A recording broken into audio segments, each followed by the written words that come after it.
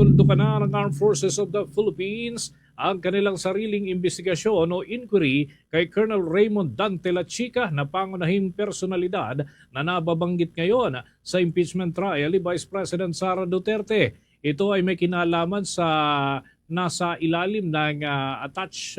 unassigned status ng Philippine Army simula noon pong Oktubre ng nakalipas na taon. Ayon kay Armed Forces of the Philippines spokesperson Colonel Francel Margaret Padilla, ipinaubaya na ng militar sa jurisdiksyon ng mga kaukulang ahensya ng pamahalaan, partikular na sa Office of the Ombudsman ang investigasyon laban kay Lachica hinggil sa kontrobersiya sa confidential funds ng Office of the Vice President. Kasabay nito ay tiniyak naman ang hanay ng militar na hahayaan nila si Lachica na humarap sa